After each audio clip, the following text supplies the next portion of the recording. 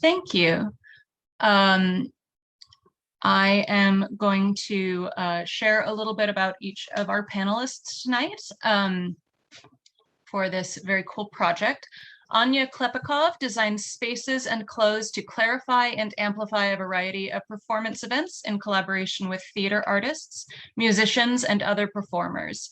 She launched the Monuments of the Future project, inspired by COVID safety regulations and the controversy around the toppling of monuments throughout the United States. Productions include theater, opera, dance, performance, installation, and a web series. She is currently an assistant professor in scenic design at the University of Massachusetts Amherst and has previously lectured on set and costume design at Princeton, Brown, and Colgate universities. She holds an MFA from the Yale School of Drama and a BA from the University of Chicago. Rudy Ramirez is a director, writer, and performer focused on the development of new work. They are the founding artistic director of Avant Theater Project, dedicated to producing new and avant-garde Latinx and Latine work, and associate artistic director of the Vortex in Austin, Texas. They have directed for numerous companies in Austin and around the country, were named Best Director by the Austin Chronicle Readers Poll in 2017, and have won 7 B. Iden Payne Awards and the 2019 Austin Critics Table Award for Excellence in Directing. Nationally, they have been finalists for the NNPN Directors Fellowship and the TCG Alan Schneider Award. They are in their second year as an MFA candidate at the University of Massachusetts Amherst. Calypso Michelet is a French costume designer and scenic designer based in Northampton, Massachusetts. She studied literature, costume building, and architecture in Paris before moving to the United States, where she obtained an MFA at the Graduate School of the University of Massachusetts. Her interest in reflecting on social constructs and her flair for building dramatic tension led her to design a great number of modern plays and musicals. Her current work includes scenic design for Kamloopa, an Indigenous matriarch story with WAM Theater, and costume design for Stoop Pigeons with Smith College. And finally, Elisa Gonzales is a performer, theater maker, and voice, speech, and dialect coach. As a performer, Elisa's work has been seen at the New York International Fringe Festival, the Nuyorican Poets Cafe, San Diego Repertory Theater, Commonwealth Shakespeare Company, the La Jolla Playhouse, Arizona State University, and the Tempe History Museum. Elisa is a certified teacher of Fitzmaurice voice and Knight Thompson speech work. Elisa has published peer-reviewed articles in the Voice and Speech Review and regularly presents her scholarship at national and international conferences. Her creative activity and research focus on embodied storytelling with a specific focus on stories that live at the intersection of Latinx and Chicana identity, history, voice, and memory. She holds a BFA in acting from Emerson College and an MFA in theater performance from Arizona State University, and is a proud member of Actors Equity Association, Voice and Speech Trainers Association, and Association for Theater and Higher Education. Welcome. Panelists, you can please feel free to turn your video and mics on. And would you like to share a little bit about the project first, or would you like me to share the video footage that you provided me about the project as an introduction? I would love to give a preamble about the COVID birth of this project, and I think then we will kind of build up to the videos if it's. That sounds great. Right. Yeah. So I'm going to share my screen, but first I just want to say it's nice to see you and meet you, members of Wingspace, a wonderful organization that I have admired since I started graduate school in theater, and I'm so excited to introduce my wonderful colleagues, students, current and past, to this community. So thank you for having us. I'm going to share my screen now and tell you how the project came to be. So the year of COVID, we were all, I think many of us, certainly those of us on the Pocumtuck land of Massachusetts, were pushed out of our normal traditional theater spaces. And all that year, I spent exploring exterior spaces with my students.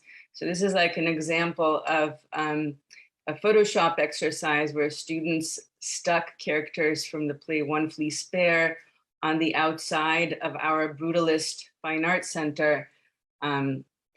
This is an installation by MFA student Carl Bridge, another angle on our Fine Arts Center, and a color exercise by Shanoa Albertson. So I was thinking about making theater in new spaces, and really, even though our theatrical existence had been interrupted, I was really committed to finding a way to continue making theater, and I felt that it was just a kind of a problem of design. You know, if we could just figure out a way that we could do it safely, then we could still continue making theater. And so because I was spending so much time outside of our building, I stumbled onto some literal roadblocks, and they reminded me of pedestals. And I think at that moment, there was a lot in the press around the toppling of monuments. And I had this thought, well, you know, it seems obvious that these monuments that were erected some time ago no longer work for us.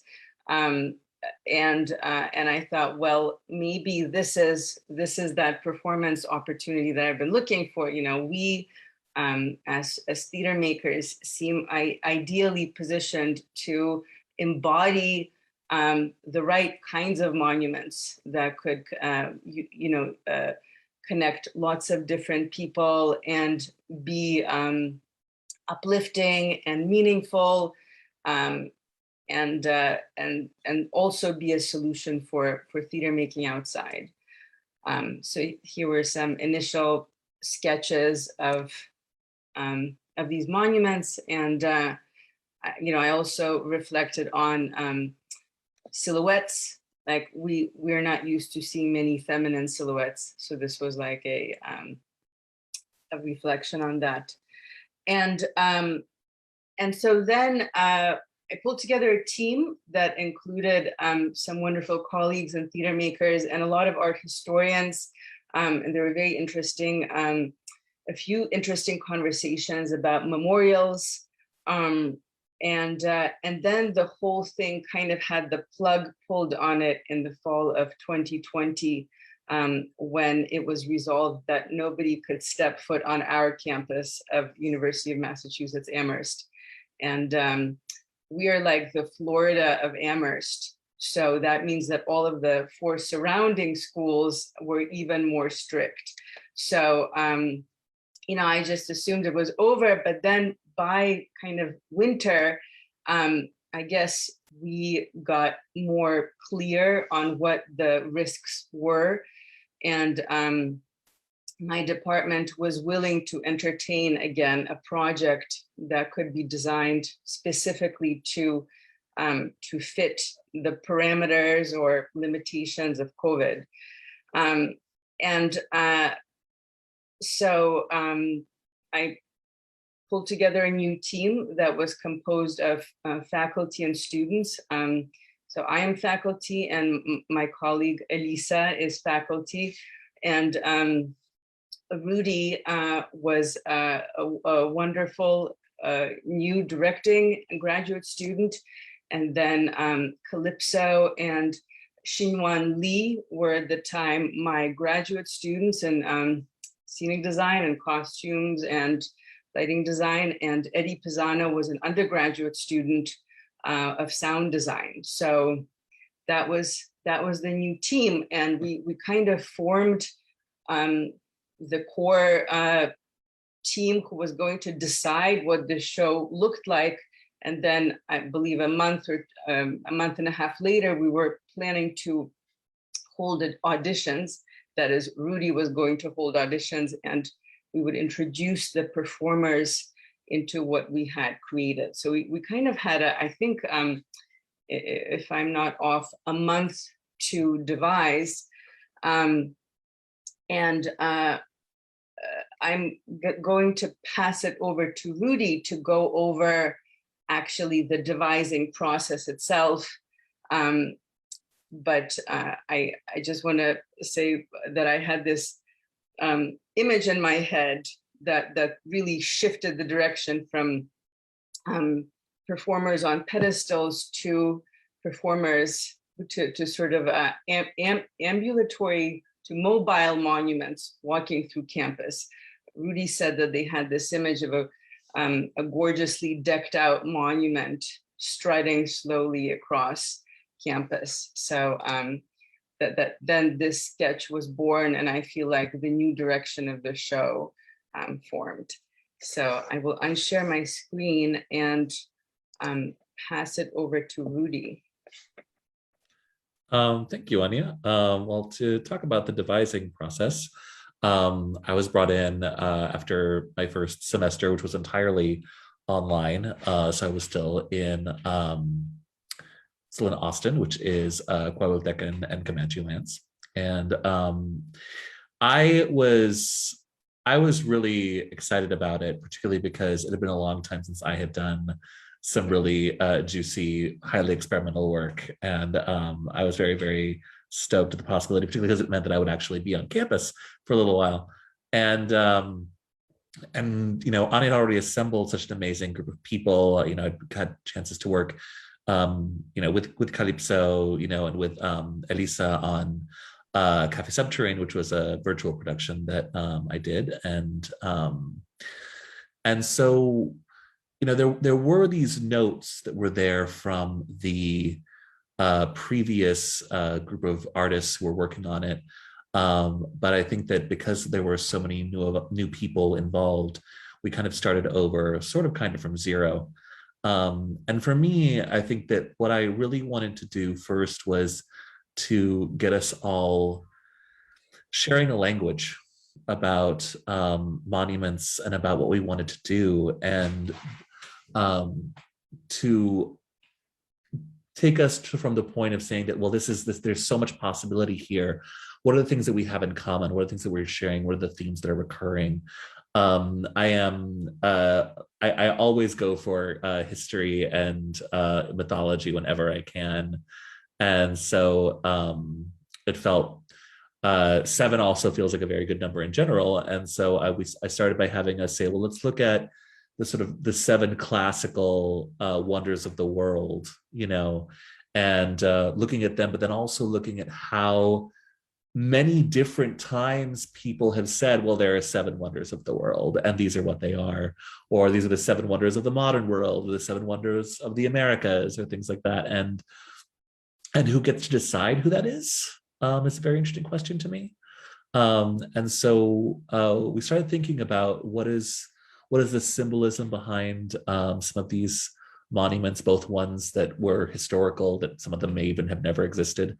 Others were ones that were very personal, ones that we'd encountered ourselves. And what are the things that they are memorializing? And what are the things that they're celebrating? How are they using their symbols to do so? I got really into the Temple of Artemis at Ephesus and how this was so distinctly a woman-oriented monument among the 7, and like ties to like ancient goddesses even before Artemis. And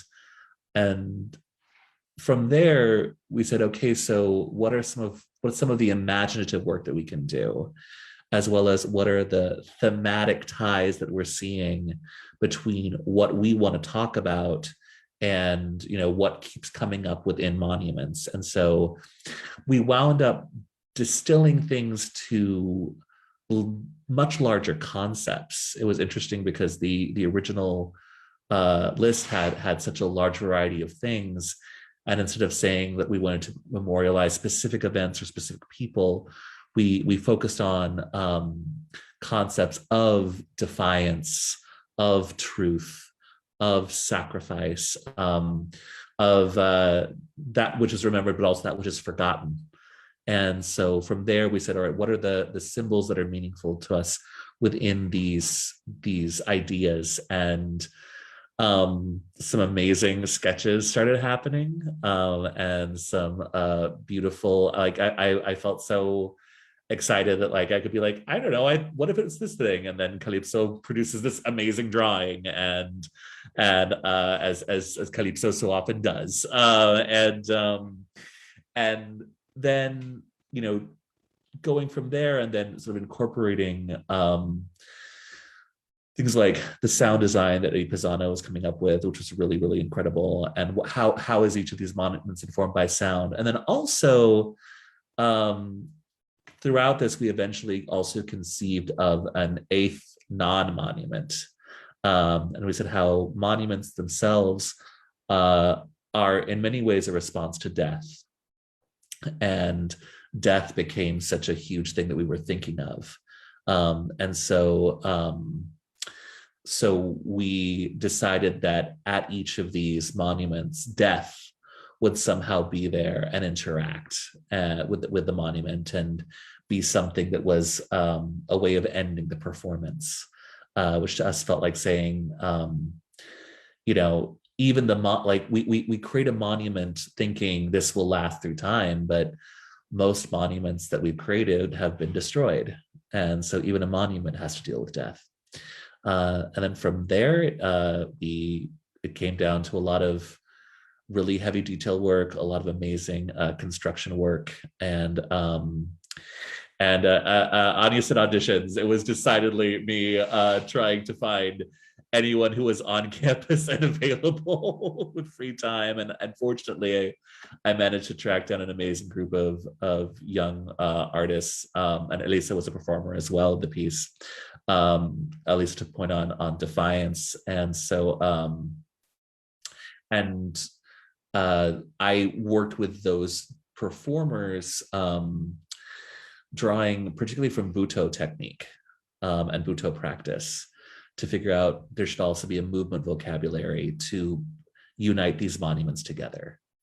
And we created something that I miss very much and I love very much. And I don't know if Anya or Calypso, you wanted to talk about some of the design construction process now, or Lisa, you could talk about performing the pieces, or we could go to the video, whichever feels like the right choice. I feel show sorry. a little. Oh, sorry. No, please. Why don't I show Defiance and just a few photos, and then you can show the little bit of the video, and then Elisa, if you wouldn't mind commenting.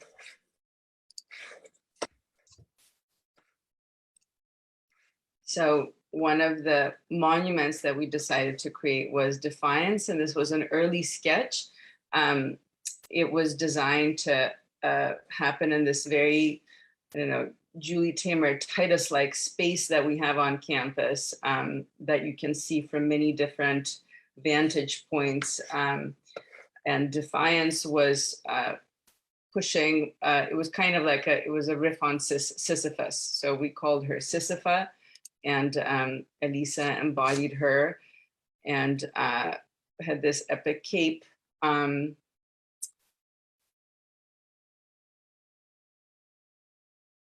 you can see the character of Death interacting with her here. And these were, you know, one of the joys and gifts were the random people that encountered these monuments and knew or didn't know how to step into the space, or where the playing space started or not.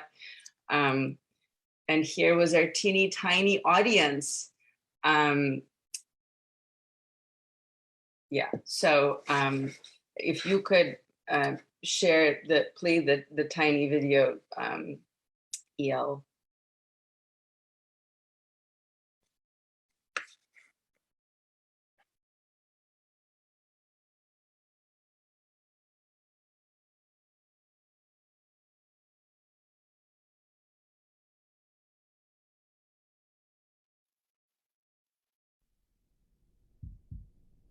Oops, it's not that one.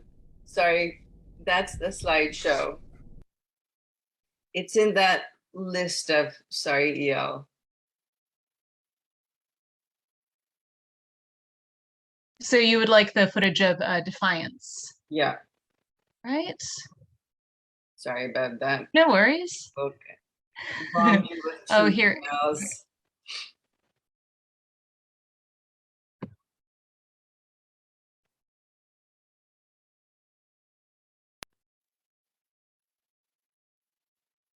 So there it is. Let me make sure. Turn the sound on.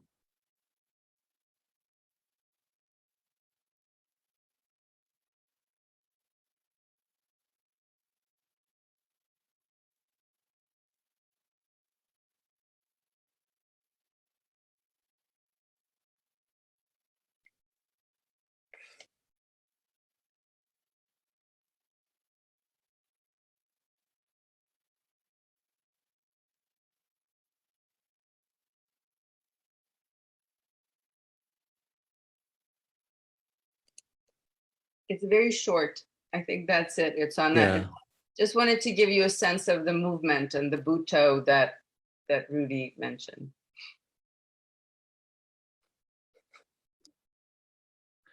And then Elisa, if you want to talk about portraying that. Absolutely. Yeah, so it was just a really interesting process being involved in this from a design-centered perspective. So I have an extensive background in devised theater and physical theater, and I feel like those processes have always had designers in the room from the very start, but they've always been centered around uh, centering the design around what the actors are doing in the room or around the director's vision. And this was sort of the complete opposite from that. And so I felt like what we did in the rehearsal room with Rudy, we sort of created this this movement score through Butoh movements, through movement work that we did that were centered on elements such as earth and water. So it provided us with a physical score, and we were able to cultivate an inner life for our monument characters as well that really helped us to encounter the designs as they were designed, as they were created, but also how they interacted with the environment as well. We did all of this rehearsing on Zoom. And I think for my monument, we only rehearsed it twice in person. And the day that I actually performed the piece, the environment was very much in play that day. We were battling very high winds. And so I had this huge cape, and I was walking across the lawn towards the campus center, and I was literally fighting the wind to get to the boulder, which all enlivened the performance because Sisypha had this sort of, I would say, lusty connection with the boulder. And that really, fed my desire to reach the boulder. And I think at one point my cape even got stuck, and that became part of the performance. I actually really did have to battle with the boulder to get it up those stairs because of the wind. There was an element of fear, but I feel like without this preparatory work that we did on cultivating the physical life, cultivating the inner life, I would have had, it wouldn't have become such a part of the performance process as it did in those moments. And I feel like the other actors had those experiences as well. We were able to integrate the soundscape that Eddie Pisano designed into our movements as well. So we did a whole exercise where we really had to listen to the soundscapes that he designed for us and integrate some of our Butoh movement score to the soundscapes. And then we have to integrate that into the actual performances as they happened live. And if I could just piggyback onto something you said, Elisa, was you said you had two rehearsals, and for me, that just connects to these parameters within which we were working. To be COVID safe, we had to reconsider the number of performers, the number of crew working together, the number of audience, because of the logistics of people being or not being on campus. The number of rehearsals was limited. The number of in-person rehearsal was limited. Show time was very short. It was designed to last each monument's performance, and they happened over the course of a week and a weekend. Each performance was to be half an hour long. On one occasion, that got cut short to 6 minutes, and more about that later. But everything that and obviously, none of the audience that registered paid, and certainly not the random bystanders that encountered these. So every parameter that we assume about a theatrical performance was kind of stretched and shifted. Calypso, would you like to share connection? Yes, absolutely. So actually, the Connection Monument started with, let me try to share my screen here. The original sketch was by our collaborator, Anya Lee. And the idea was to have this being imprisoned by screens. And that's an idea we all played and wrestled with based on the COVID situation and having had a year of Zoom classes and interaction through screens, and the feeling of being trapped, and how we could reach out of these screens to bring back our normal connections with the world. And so that's it. This is more of a final rendering that we had for this monument. So keeping the idea of having a prison of screens here, with the performer trapped inside and trying to reach out of this prison. And the gown itself was inspired by a broken screen, so playing with texture and reflective materials. And we started with the idea of having social media logos sticked onto the screens, but got rid of that later. And you have many tabs open here.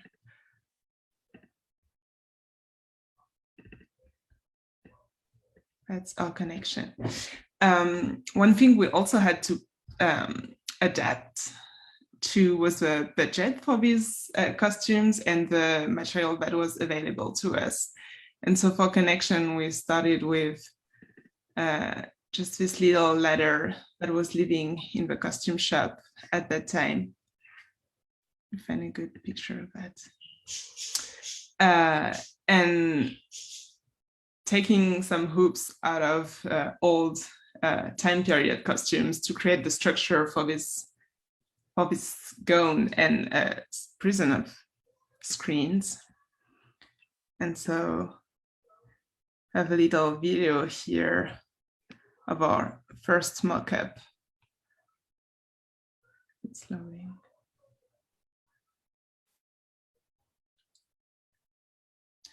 It's all with pattern making paper and actual mat board for the screens, and anything that was just there present in the theater hallways that we could grab and transform into our monument, basically.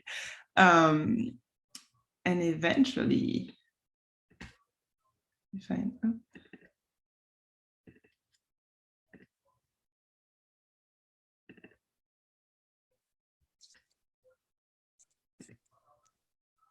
this was the piece. That was a true collaboration with our lighting designer here, Tianwan Li, and the soundscape by Eddie that made this monument come to life. And I don't know if you have a video for this one. I think that's one of my websites. Oh, we do. So if we want to play it, because lighting and sound were real important components for this piece as well, to get the sentiment of the intimacy of this piece and the sentiment of the glitch and something broken. And while EL is looking, I'll just say that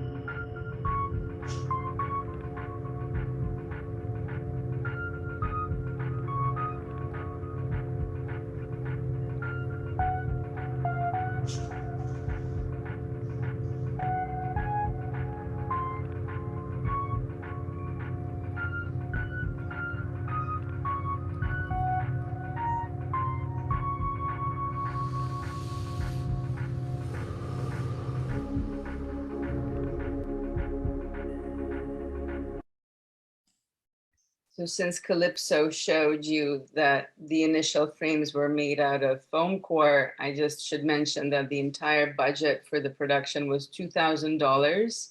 And it was divvied up between scenery, costumes, and lighting. And that was another one where, I mean, we were, this piece, I think, really made us all understand like the struggle of outdoor theater, because that was one of a couple pieces that began as an outdoor piece, but then we realized that, you know, the wind on the UMass campus is quite a mighty thing, and after an unfortunate toppling of the tower, we wound up reconfiguring pieces to be indoors and really working on like limiting size of audience, making sure folks were masked, and so that a lot of these became pieces that, rather than being outdoor pieces that you would encounter in passing, they'd be taking place within a theater space, but it would be, you know, 2 or 3 people at a time walking through the space and encountering the monument, you know, or a small audience widely spaced around this one central figure. So actually, in the case of Connection, it was about 20 minutes for a small audience to sit around and enjoy the monument of Connection and its interaction with death. But then, would you like to share the Remembrance Monument, Calypso? That was one that was also chased inside by wind conditions. And that was the one where we cycled the audience, I think 3 people at a time. And it really became like a 5-minute long performance for each tiny group.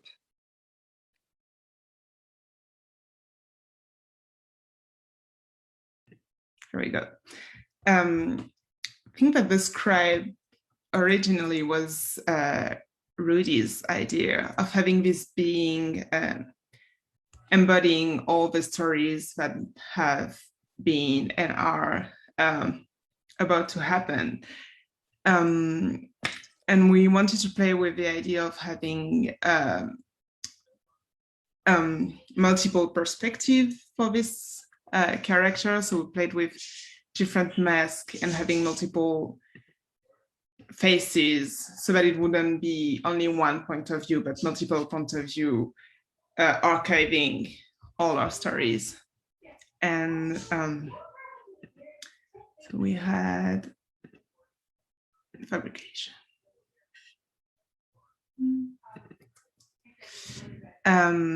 Again, for this one, we worked with what we had available in the department, which was this really big ladder and some hoops that we got from other costumes and put together to have this giant structure.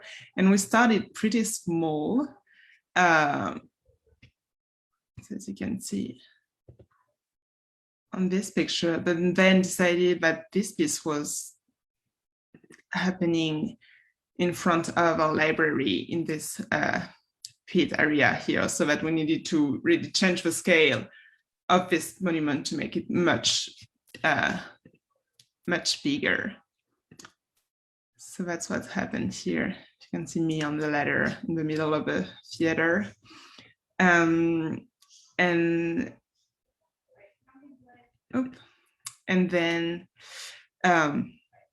we covered everything with paper. And so for that, we had also multiple resources, had some Tyvek paper that we had in the department that I dyed, and then asked different people in the department to write stories in their native language. So we had multiple languages on this piece.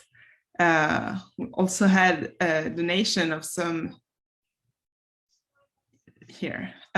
music paper, and we love the idea of incorporating that into the gown as if it was the scribed language, and that only them could really hear the stories, and that was the part that was kept mysterious to us. Yeah, that's paper from a player piano, like those old-time player pianos. And here's a picture, photo of the final monument. And so I think it was the day before the performance that we tried to bring it inside the library, which was already a struggle because of the reduced crew that we had, and it was really a really heavy structure and gown, and so we installed it into the pit with a really strong wind, and all the paper started to fly away. And it was so strong that we decided that our performer couldn't even climb up the ladder in the safe way. So that's when we got the permission to move it into the theater space, and have, I think it was a group of 5 people at a time entering the space. And I think that was, there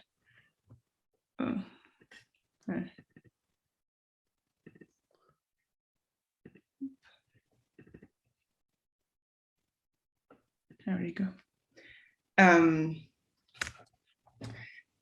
don't know, looking at the final piece and this projection picture, I feel like it's actually where this performance needed to happen, because getting it from this giant public library space into this tiny theater made this performance so much intimate.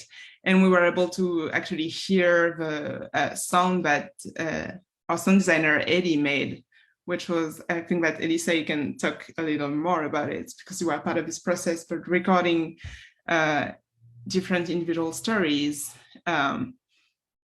And that was playing in circle as the audience was entering and leaving the space.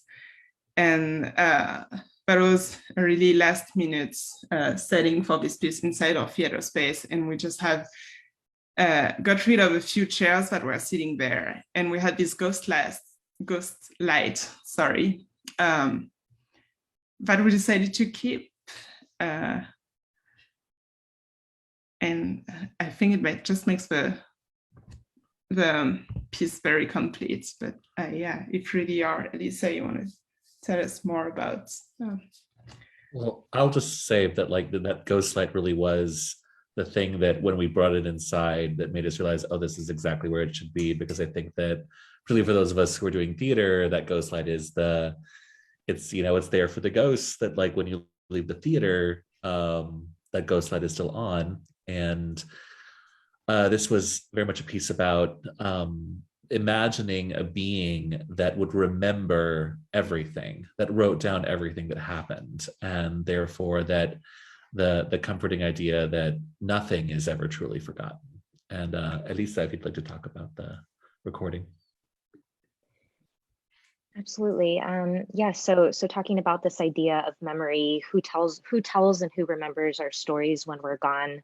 That was sort of the concept that Rudy asked us to think about in terms of the voiceover that Eddie incorporated into the soundscape. And so I wrote a piece that had a personal connection to me. So remembering my grandparents' house, which is at the moment being sold. So it's a space that I will no longer have a physical connection with. And so that was very present for me as I was writing the piece, and I was writing memories about my grandparents' voices and sensory sensations that I remember from being in their house, the smell of the fig trees, the smell of my grandmother's cooking, the feeling of all the sewing fabric that she had in her house. And so I recorded a voiceover, and Eddie incorporated that into the soundscape for this piece and sort of deconstructed it. So it sounded very echoey in some parts. Some parts were a bit unintelligible because of how he overlaid other parts of the sound design. But just, I think, having that personal story interwoven to the soundscape, I think really complemented this idea of memory and stories existing when we're gone. Do we have a video of this performance? I think I have one on my website. I do not believe that I have one lined up yet, no. Maybe you can look for that Calypso while we talk about another one. Actually, Calypso misattributed my sketch to Lee earlier, which I think is a really interesting point about how we worked on this. One person would originate an idea, another person could sketch it, and another person would take it home, which as designers, you can appreciate that as a very unusual way of working. And I will share the Monument of Innovation. Yes. Which so this was a sketch that Xinhuan Li did. We conceived it as this Janus-like figure that was half nature, half man's attempt at Rudy, I feel like you have always better words for this, like the flight of fancy or engineering exploits. You can probably see the Wright brothers and the Da Vinci in there. And this monument was staged next to our power plant. You can see the smokestacks there, and right outside of the Mullen Center, where all of the COVID testing was done in 2020. My favorite part about this was that Lee, as the lighting designer, really used the sun as the lighting instrument. We did careful planning around what time this was going to happen, and Calypso and Lee actually tested the fabric in the perfect sunlight. Here's our butterfly, and there's a video of this one because Rudy actually played the character of Death for this one because our other Death performer was not available. Yeah, and there was a question in the chat about elaborating on Butoh performance practices, and I think that this would actually be the perfect one to show to then talk about it. This is maybe the most Butoh-y of all of them.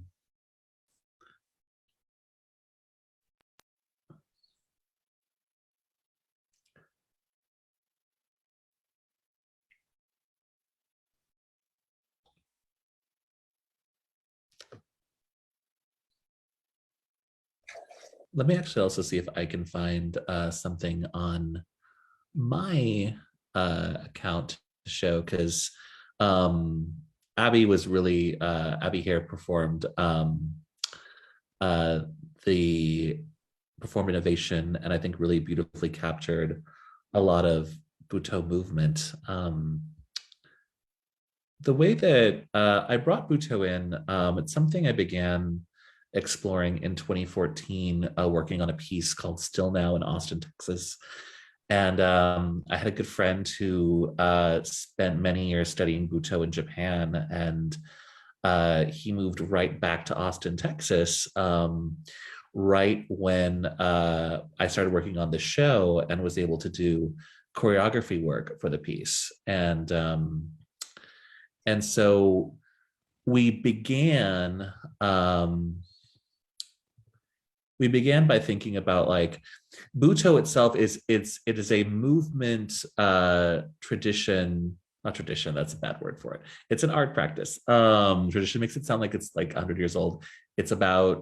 It was started in the 1940s and 50s, really. And it's a movement practice that and dance practice centered on the idea of the body in crisis. And if we think often about how dance is so often about the athletic body, the graceful body, the body that's most beautiful, this is about dance, looking at illness, looking at death, looking at the body when it is not at its most powerful or most beautiful, but instead, but still being able to find beauty and power in those moments. It's a lot of the Butoh work that I did with Abel Cuello was particularly on trying to get outside of conscious movement choices. A lot of Butoh exercises are designed to imagine the body being filled with water, or the body being taken over by insects or other small things, and seeing how does the body move without a conscious impulse to it. And we were trying to really get to the point where we could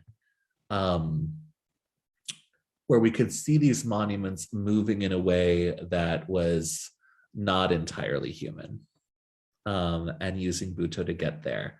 It was definitely a jury-rigged version of it, but it was one that was drawing on particularly like Ono's practices of use of doing improvisation and imagining a spiritual inhabitants, to then create the movement that you then move consciously when you're in the dance itself. If I can share screen, yay. Woohoo. So this is,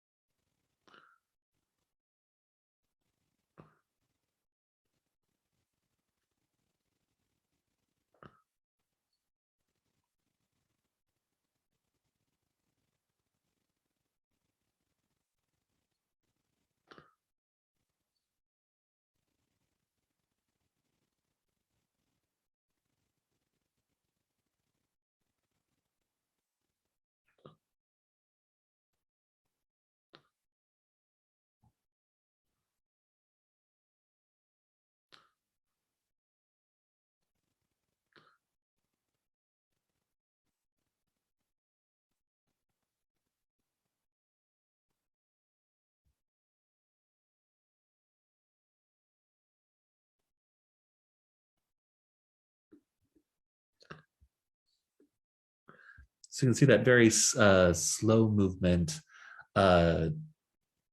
trying to use the body's own impulses, the body's own tensions, rather than necessarily saying, okay, how do I choose to move forward? As again, providing what, as Elisa so beautifully put it, way better than I ever did, a movement score. So I hope that answers the question. And thanks, Edward, for your other part of the question. Closing green feels like a moving target. And we certainly had to throw away some of the monuments because they were too complicated to store and maintain.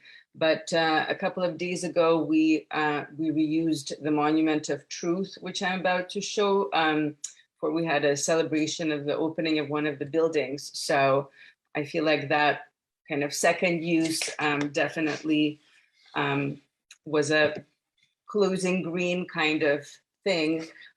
So the Monument of Truth actually was born out of Elisa, who shared a memory of, I think the monument started as beauty actually, and then it transformed through like the, so Elisa's image was walking through Barcelona, I think the old quarter, and hearing an opera singer, busker, singing the beautiful voice carried.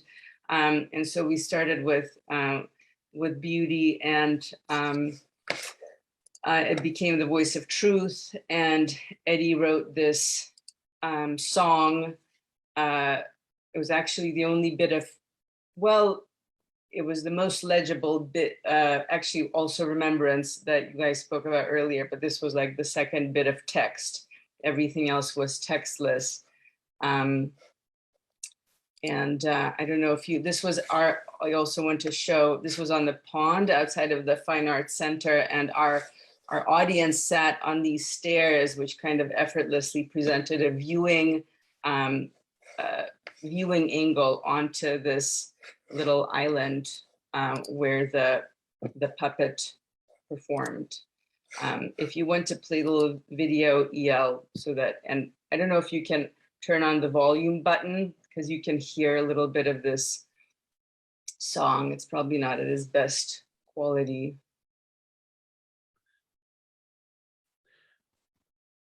It also might be, Eddie both used his own composition as well as another song. So this may not be the part that is Eddie's song, but we'll see.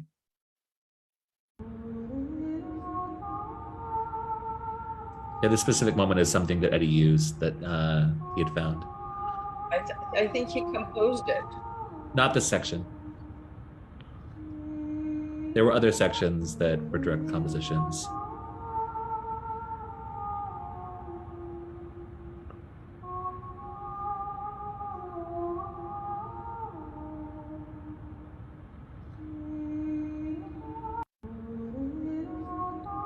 That's another short one. That's it.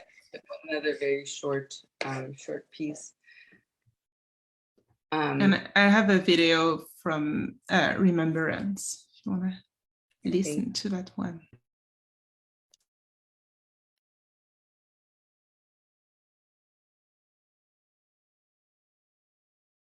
The lightness of their laughter, funny little expressions they like to use. The yellow house. Sorry, can you hear the sound from the video? Sorry. I could hear it, yes. Grandfather built as a beacon of light in the fog of my memories. The yellow house with the porch and the perfectly trimmed roses in front. My grandparents were larger than life. And a new yellow house with magic. Now we know now the taste of sensation that offer me the gift of memory. To this day, I find myself walking into their house, opening the cookie jar and hoping to find one of my grandma's molasses cookies or una cesta de tortillas on the counter. I remember making tortillas with my grandma. Perfect, fluffy, warm, white discs with little and black. My childhood was filled with the adventures of these big celebrities off the trees in the backyard. the lightness of And so that was also those performer. Should be citing performers as we go. That was Ali Butts, who is an amazing actor who is graduating this semester. Was just in another show I directed, and I'll actually share. This is some video of Truth that is with the song that Eddie composed. And this one is the performer, the person, the puppet is Beth Lane.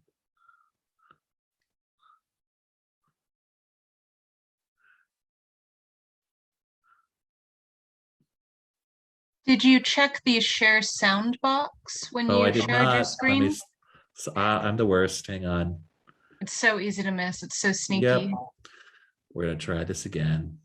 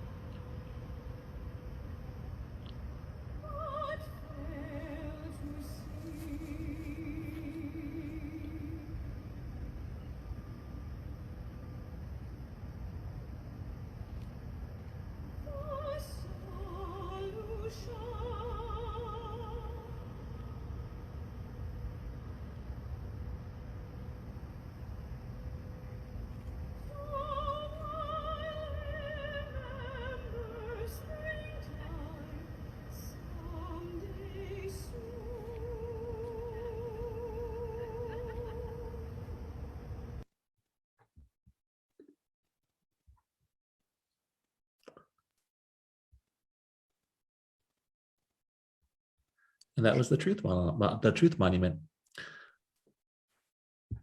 Like we got like 3 more to go. Do you guys need a break or something?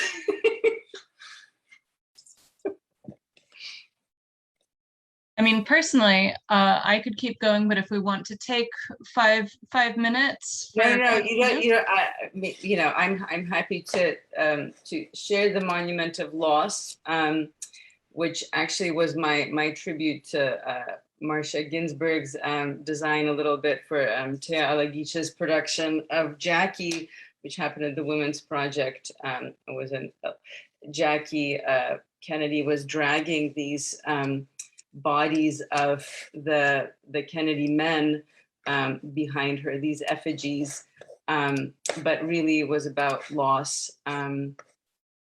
And so on the day that Loss was being performed, it was like horrible rain, and Kyla Rafferty, total hero, was gonna drag these up a long hill for half an hour, and after about like 5 minutes, they filled with water, and Kyla called Rudy aside and said, "I can't drag them anymore." No, it was this thing where we were in the car, and we were like, we had made these out of fabric to keep them light, but there was this moment when I was in the car, I'm like, wait a minute, fabric in the rain is gonna get really heavy. And so I was just like, let's not bring it out until the last possible moment. And we did.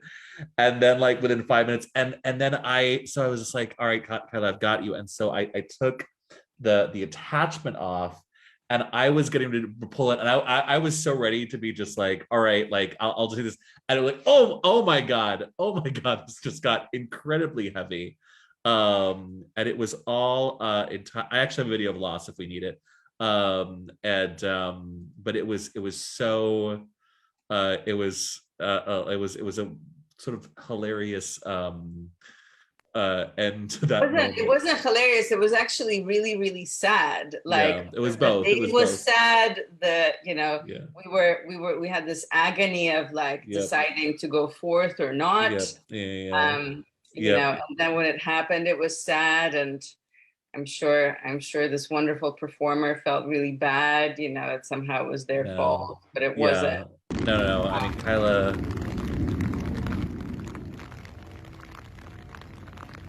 This is definitely a moment where the effort portrayed in a booth performance was very, very real.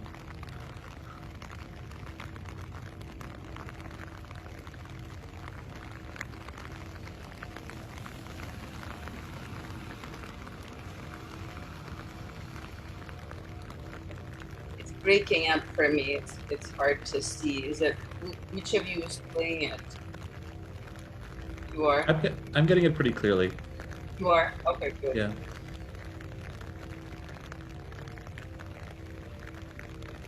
So as you can see, cars pass by, and somebody yelled at us from the dorm window, like what we were doing. And those were little delights of sharing this with people who might not normally go to the theater.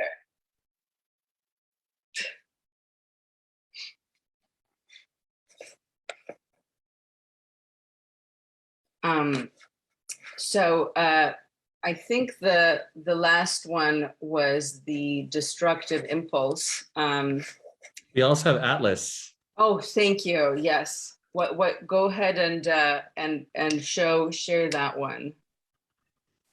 Yes.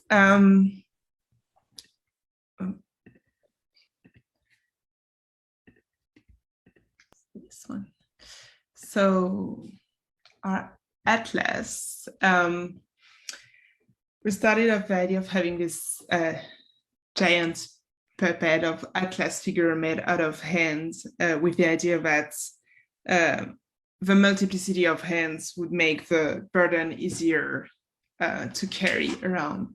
So that was our original sketch for this one, and the final performance, which was actually our Atlas was leading, I don't know how how to call it, a kind of ceremony of gathering and leading us to another structure that was being built on campus that day at this giant globe. And everything happened on Earth Day. So was our, yes, leading figure. And then to talk a little bit about the building process for this one was again using foam that we had available in the department and using heat gun to shape them. There was a multiple, these are old stockings that we filled with fiberfill and just using a multiplicity of colors and textures, and also using old mismatching gloves on the costume itself of our performer.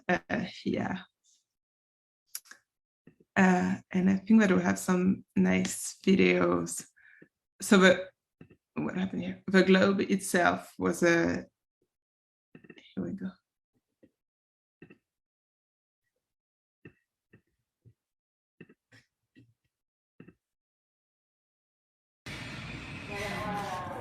That was her first try of using this bubble, so we were still inside of the department. And when we went outside with the wind again, it was a whole other story, but hopefully she was very secured with this hiking backpack, and we made sure that Hia felt safe to perform this piece. Do we have a video of the ceremony for our little? I don't believe I have one queued up. I think I've got something that'll work. I'll stop sharing. Thank you, Rudy. Absolutely. Give me one moment. This is so actually I'll do two things. One is I have a back view of a rehearsal that I will share first. Because this was a monument that was designed in many ways to be viewed from the back.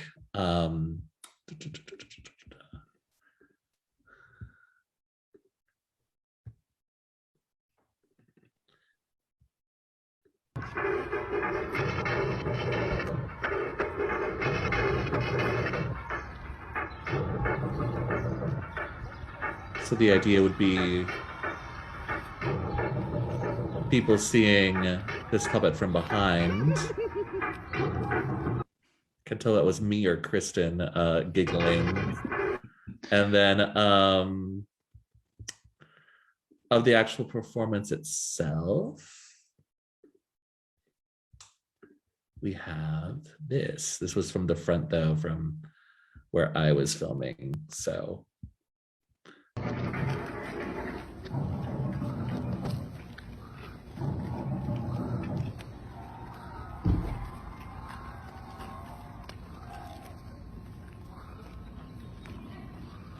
Having these parade of folks behind with various ribbons designed to start the invocation for our Earth Day celebration.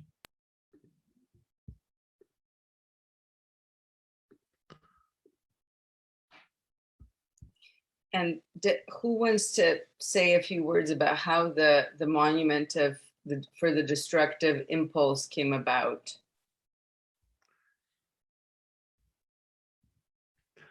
I mean, a lot of it came about because I think we were, it was obviously from the frustration of COVID-19 and wanting to, and what there was both. So the destructive impulse itself was sort of thinking about how do we, this was coming out of a time of monuments being toppled, which I think was a good thing. I think it's obviously a very good thing to take down those monuments that are celebrating the worst parts of our history, and reassessing what it is we celebrate. And so we kind of wanted to think about how do we create a monument that encourages people to destroy it. And we tried to think of lots of different things, and like we came up with a lot of concepts, and we were just like, yeah, but like that's such a beautiful thing we're making. What is something that you create that it's created to be joyfully destroyed? And I think at some point, like Elisa and I looked at each other as the two Mexicans on the team were like, a piñata, obviously. And so we came up with this piñata that was a COVID-19 vaccine, you know, with all the headlines of this incredibly difficult year we had all just gone through. And we thought that the final thing we would do would be to joyfully destroy it.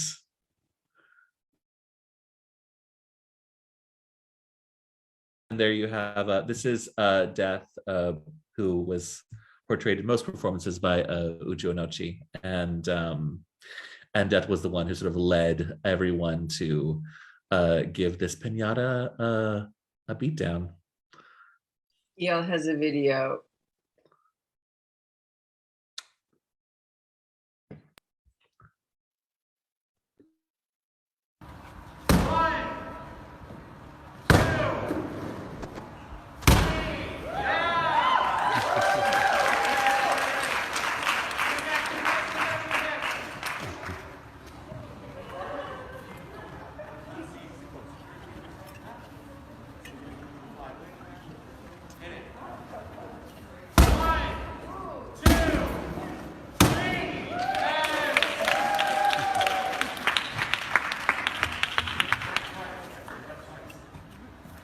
And so then rather than candy, we decided to fill it with well wishes. So we got a bunch of plastic Easter eggs. And I don't think we even bought any. I think people just had them. And put little well wishes inside of them.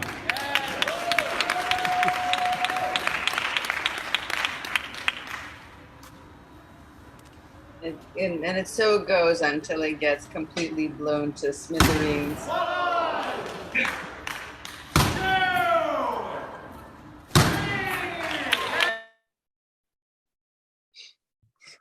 It was decidedly cathartic for a lot of folks. I have to say it's satisfying even to watch. And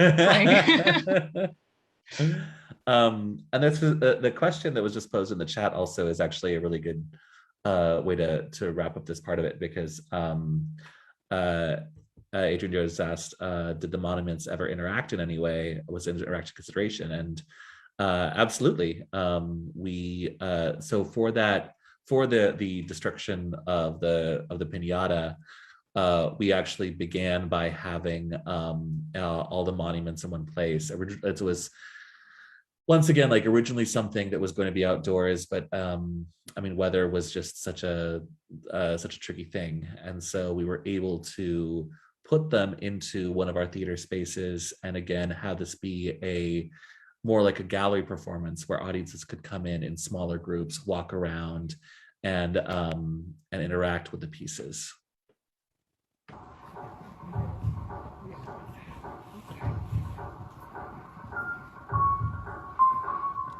And I really love that this is actually, when they're all put together, the united thread of Butoh really kind of shone through in terms of their movement, pace, and style.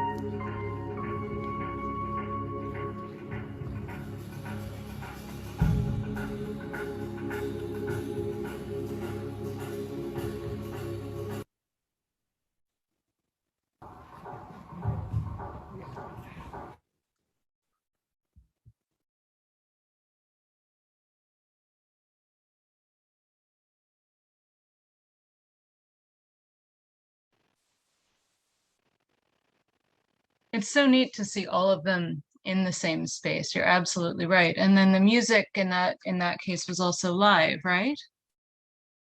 A combination of live and recorded. So you had the recorded piece. We also had Eddie live on drums supplementing the sound. I still had to share about the deaf character. Yes, I was going to ask. Yes. Seeing it in that video, the detail is so beautiful. So I was reading through my first note about this project earlier, and I had written down a few notes that Rudy shared with us. But I wanted these pieces to be about optimism and hope of what is yet to come. Envisioning how we survive, how we keep going, and what do we want to survive beyond us. And so I think that all of our monuments were always about joy, even this deaf character. And one of the first video Rudy shared with us was of a funeral in New Orleans, and really diving into this idea of how death and remembering and joy can be linked together. So that's what I wanted to convey in our design for the deaf character, with having, yes, bones and the skeleton figure, but also life growing and flowers blooming. And so, I have close-up of the final costume. Here you can see Deaf interacting with connection. That's a little far away. I think down at the bottom, there we go. Yeah, so there were a lot of flowers and little jewel pieces and foam growing on this costume, and a lot of, yes, organic textures all together.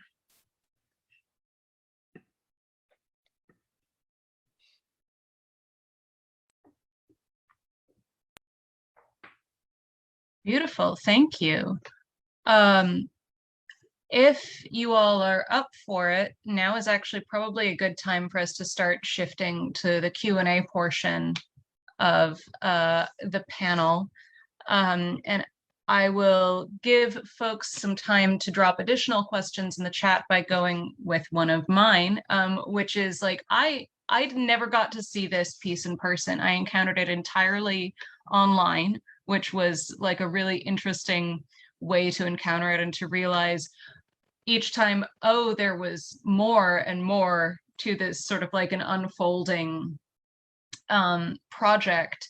And I was wondering if the team had any thoughts in advance of starting to share on social media about sharing on social media, because so much of what I saw was rehearsal process and development process and construction process, as well as the finished pieces. And I'm a big nerd, so that was like really tasty to me. And I was just wondering, like, if there was any advance thought, consideration put into that, and then whether there was or wasn't, whether that sort of brought any unexpected enrichment to the project itself for the team.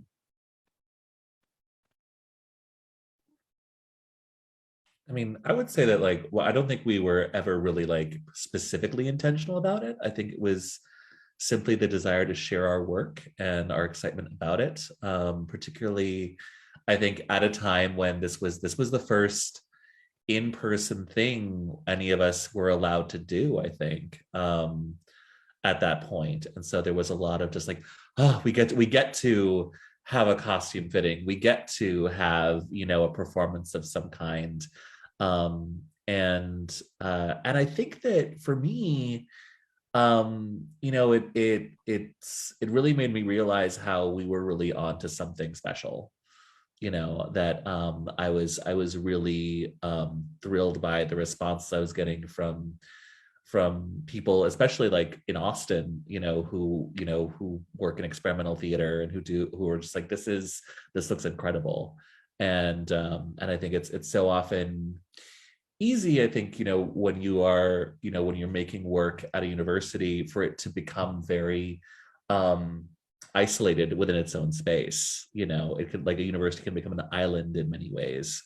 But I think this, like, having this on social media really allowed this to be something that, because we literally couldn't bring people onto campus up until I think the very last performance, I think they maybe allowed us to have a small invited number of people, or and I think that for maybe a couple of the outdoor ones, but even again, like, most of these things were specifically like, well, this is something for the people who are on campus, to give them something to enjoy and to react to and respond to. And I think that it really meant a lot to share this with a lot of people who couldn't be there otherwise.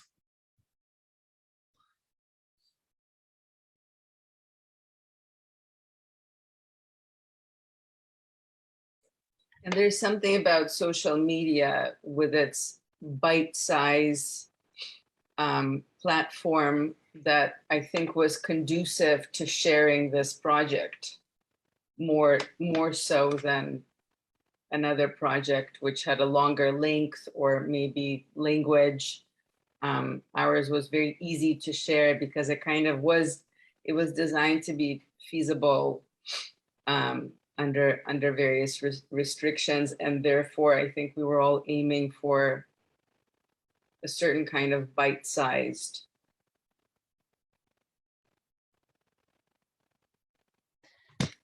Plus, the visual aspect of it is so high impact. So often with a more traditional theater project, what you're looking at can be beautiful. Like, I work a lot with costumes. The costumes can be beautiful or cool to put on social media, but they're still familiar in the sense that they're clothes scaled to a person size shape. And to see something that is so distinctly not that, where the scale is so spectacular, where the shapes are more than human while still being recognizably so, that I think was really arresting in a way that is unusual for theater, at least on social media. We have a question from Adrian in the chat. Adrian, do you want to read it yourself, or should I? Sure, I can read it. I was just curious, if you could talk a little bit about what your response from people who came. I mean, you mentioned somebody shouting out the window saying, what are you doing? I just wonder, with something like this, that's kind of people can encounter and find, and what kind of response you got, especially given that, I imagine it was hard to have events happening on campus. So were people drawn to it just out of curiosity? Were people afraid? I'm just curious. Yeah. In my experience, people were drawn. That was very authentic. Like, sometimes I think there's a sense that people go to the theater because they have to. You don't have to stop on the street. You only stop, and exactly for as long as you want to stop. So at least for me, there was, whoever had those short interactions, they were always really acute and authentic. Yeah, and I would say that, like, so this was actually presented as part of a festival that happened at the department called Rites of Spring, Rites RIGHTS, and it was something of a fringe festival where, like, a lot of student-led projects or classroom projects had the chance to perform publicly, and so and this was the whale, certainly, of the group. It was I think the most labor and the most design work easily, and although there was also a giant globe, I will say that, That was kind of like the giant globe was also kind of like the unofficial cousin of the monuments, I think, as well. So I think that allowed us to, get people interested in seeing them as part of this larger festival context. And I think that building the narrative of like, oh, there's one, oh, here's another, oh, here's another, really led a lot of folks to see, in particular, that final walkthrough performance, to get to see all of them at once. We also had a really amazing, beautiful, artful website that was designed for the projects as well, that I think sort of fed into this like joyful, resilient, healing aesthetic that we evoked with this, not only with this piece, but with all the pieces that were presented from the department in different classes. Yeah, and that was Melissa Vogt from the Vortex who did that website. What is the address for the website? I can drop it into the chat so folks can see what you're talking about. I will look it up and drop it. Thank you so much, Rudy. I was also curious about, for Calypso and Anya, the fabrication process and the fabrication team, because one of the things that I really like about how you shared on social media is you listed the whole fabrication team for each of the monuments, which is rarer than it should be. Technicians are often so underappreciated, and these are clearly extremely technically demanding costumes. Like, what an undertaking. Could you talk a little bit about like that aspect of the collaboration and the construction process? And I'd be curious to know just how many people total worked on this building.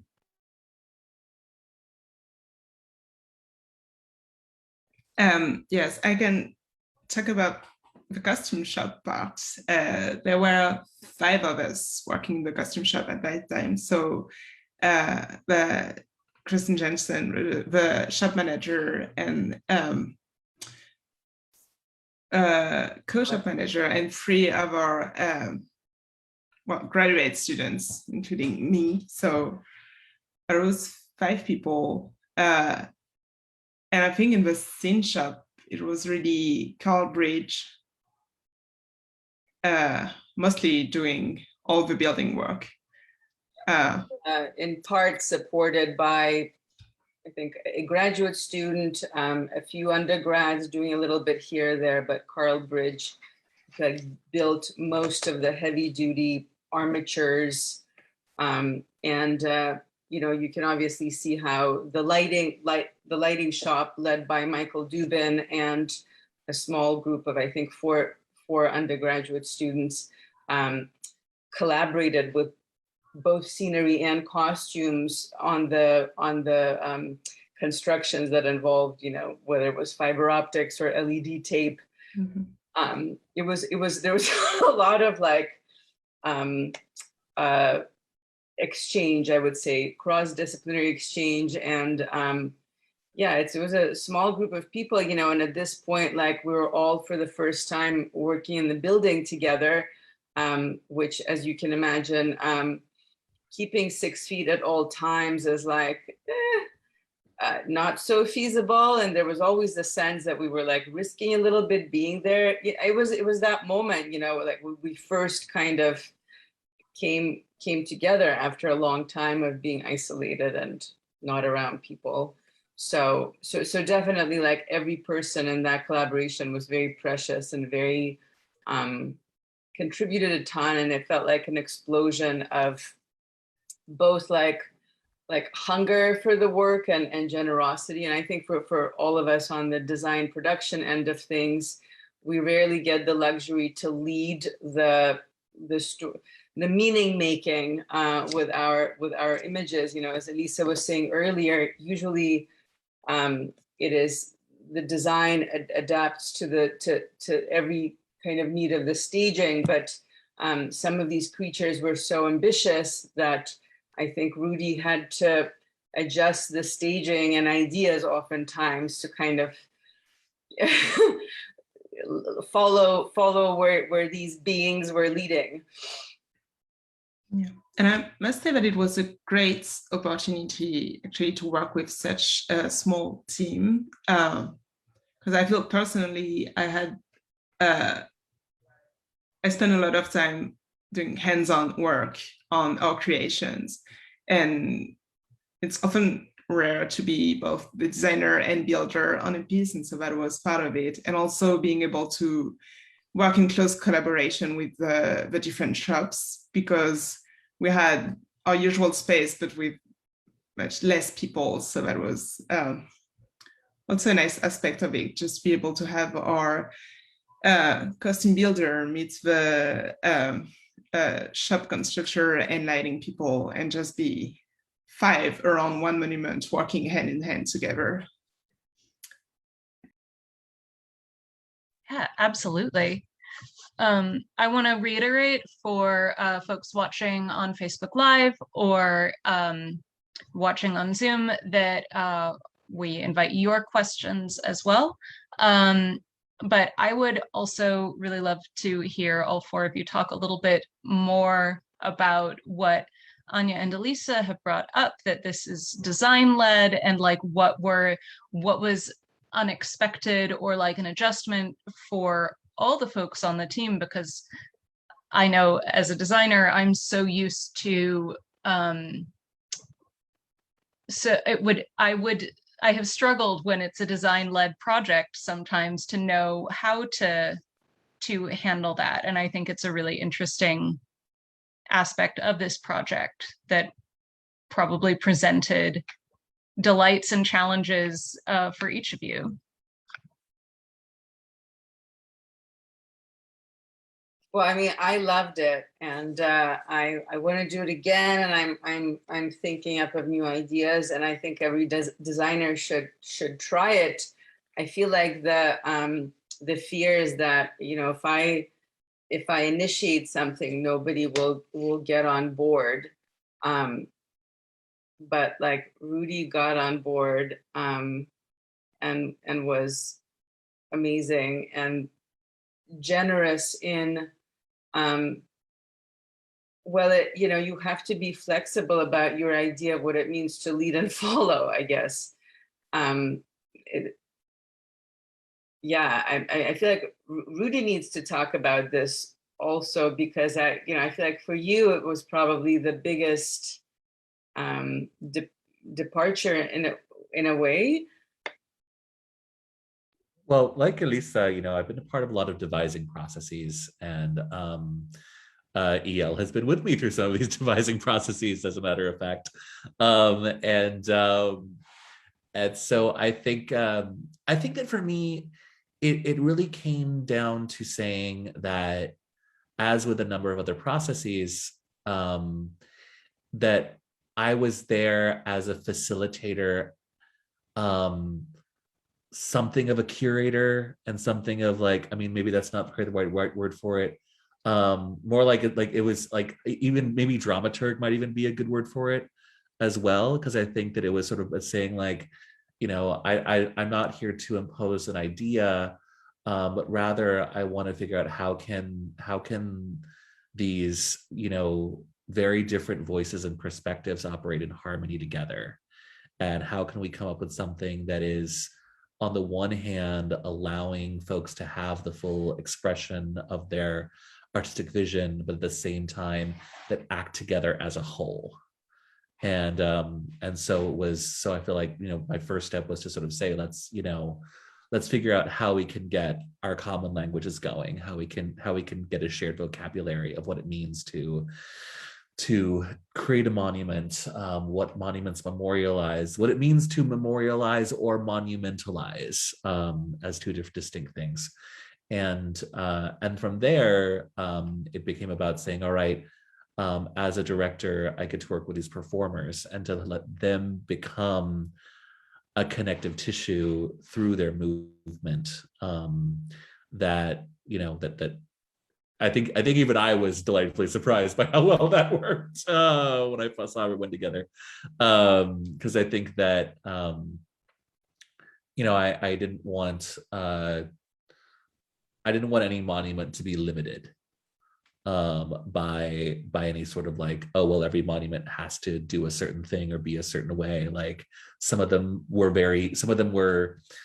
like distance performances, you know, where it was like, all right, you know, you had Elisa like crossing this very sort of Titus-esque amphitheatrical space, or Kyla as Lost walking like 30 minutes up a hillside, you know, that you could probably walk up in 5 minutes, but saying let's really slow it down, versus others that were like you're on a pedestal and having to then figure out, okay, how do you get up and how do you get down? Do we see you get up? Do we see you get down? I'm also like, speaking of which, I would love to hear Elisa talk about it, because like coming in as a performer and being part of this process. Yeah, absolutely. I mean, I think one of the first things that struck me was that as performers, we aren't privy to the design process, you know, from those initial sketches to the designs as we see them in production. We don't see the changes that the designs go through. And so it was absolutely amazing to just see how our conversations and how our visioning sessions as an ensemble influenced the next design that Calypso brought in, or the next design that Anya brought in, or the soundscapes that Eddie created. And I think just from my personal perspective as a performer, it really brought this whole feeling of sacredness to what we were doing. That as an actor, I was embodying this amazing design, and I had to care for it. That I had a job to just embody the designer's vision to the fullest. And I feel like we don't always get that as actors in traditional types of performance. So in that sense, it was really unique. And it was also liberating, I think, to just have the designs, as I mentioned before, to have the designs really inform the performance and have that lead me through the 30 minutes that I was pushing this boulder up against the stairs. Yeah, and now that I think about it, Lisa, the thing that you said earlier about like, you know, how we really started thinking about, you know, Sisypha and this boulder, and sort of thinking about like the boulder as almost like a lover or a partner, like that it's not an enemy, rather it's something that you're in collaboration with. I think it was so wonderful to watch each actor as they began to encounter their piece, because it felt like they were meeting their scene partner in certain ways, or seeing like who they were becoming, so that they all really they all really worked so hard to make sure that they could nail their performance, and give the full sense of that specific monument. And I think that each of these pieces, what was really fantastic was just how they each compelled a certain kind of movement from them, you know, and the actors were really able to sort of say like, all right, like I have this vocabulary, I have these things I've been doing, I've been thinking about how does loss move my body, how does remembrance move my body, but then being like, all right, now how do I then shape that within the piece that I'm now part of?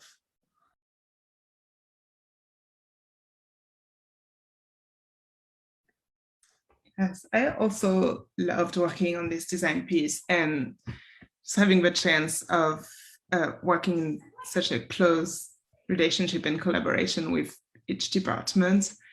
No, because when I'm designing costumes, for instance, it's also part of the collaboration, and we have a full team, but usually it's one meeting and you go and do your thing and start building your costume, and then it's an object that exists in itself, and it's part of a world, but it exists in itself. For us here, really each monument, I would say, is dysfunctional if you don't have the other components. Going back to the connection monument, which was really can really feel how the lighting, sound, costume, and structure, so that would be scenic, I guess, are all creating this one piece. And you can't really dissociate any of these elements, and it's just one.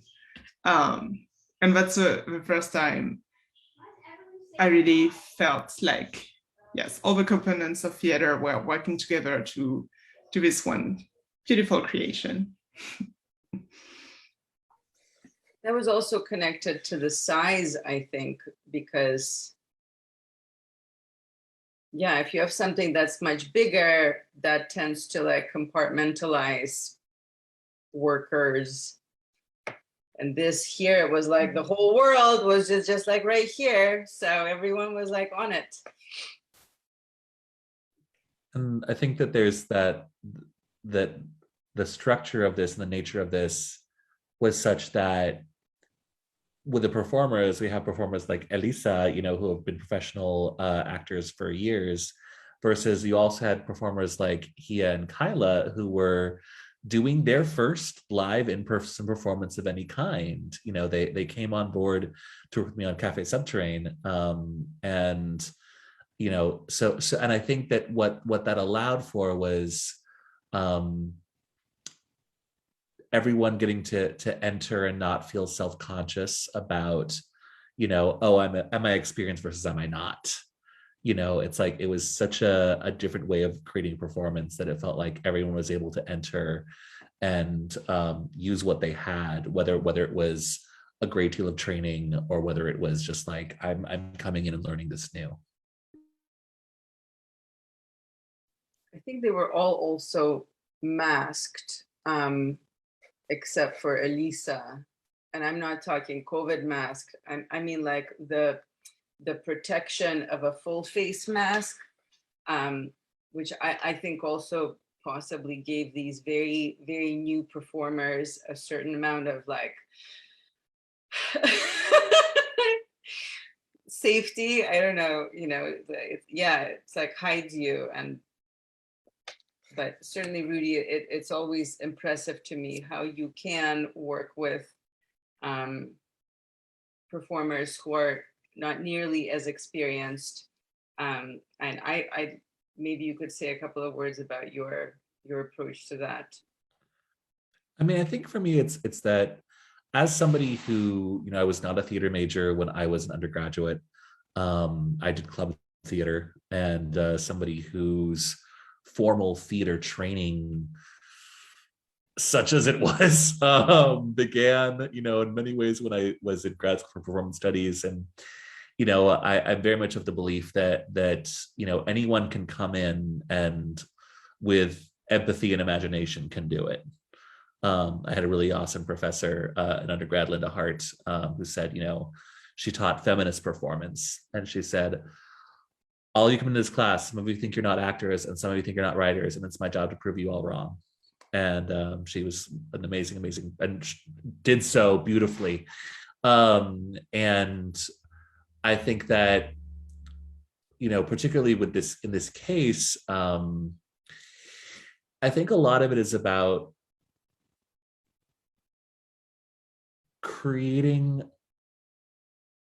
new things for folks to do that will feel risky for everyone, and it'll feel a bit new for everyone, such that like even the folks like, you know, I mean, like Elisa's tremendous experience. We had some of the actors had been in multiple shows on the UMass campus, you know, are thinking like, okay, this is something new for me. And I think Buto in particular is great because it directly goes in defiance of a lot of Western theater practices. And when I first learned it, Abel, who taught me, you know, he was saying like perform, like it's like you're in pain, and we would do things that we'd kind of like, oh, we're in pain. And Abel said, you're lying. And then finally Abel was like, okay, convince me that you're in pain. Convince me that you're in pain enough that I need to like let you go lie down.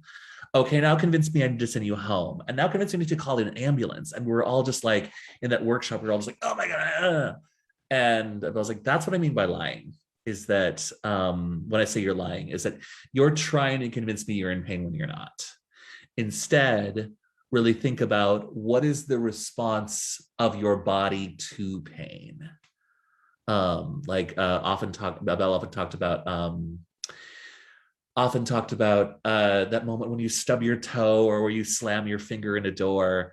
Right before the pain hits, you get that kind of like white hot awareness of your body. It's like, that's where you're working from. Not actual pain, but like that tension moment. And how does that then begin to move your body in different ways that you might not expect? And so that, I think, allowed, both folks who had a lot of traditional theater training and those who didn't to enter in the same space. And I will say that both Kyla and Hia are now like on the main stage in main stage shows this semester. Very, very proud of them.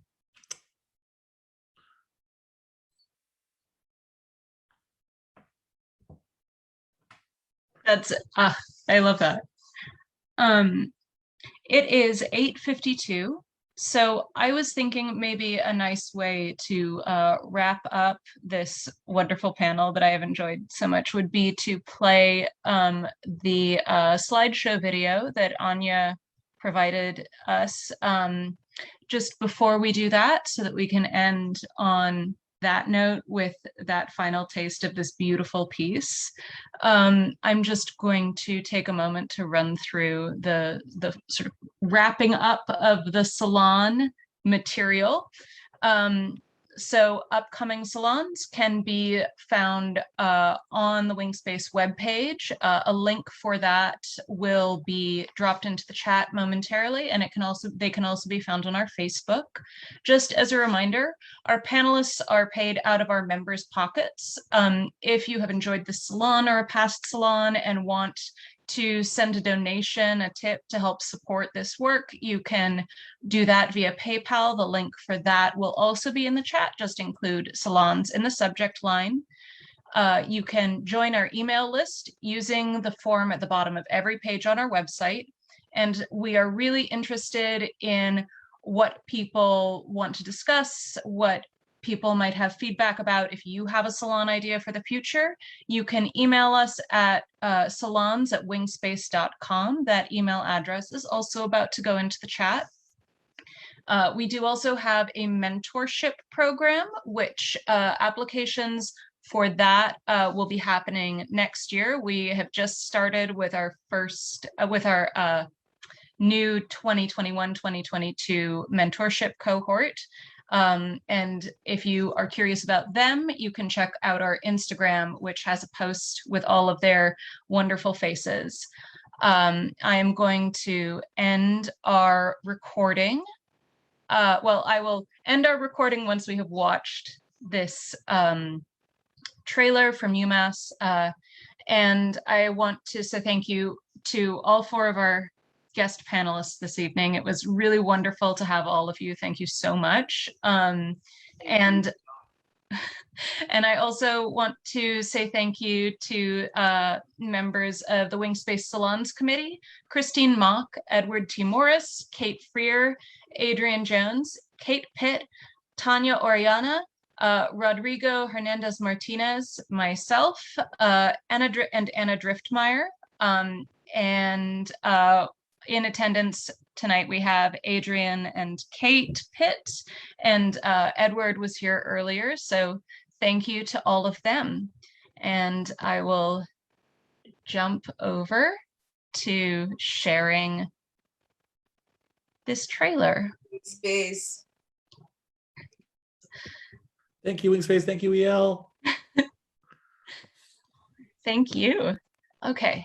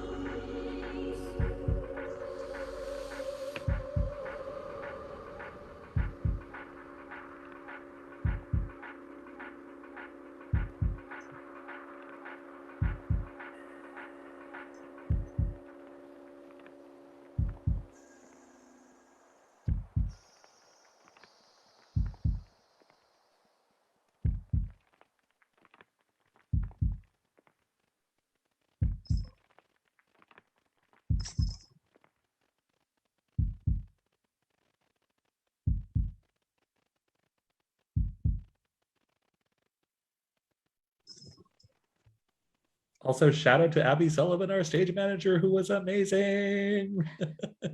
Yes.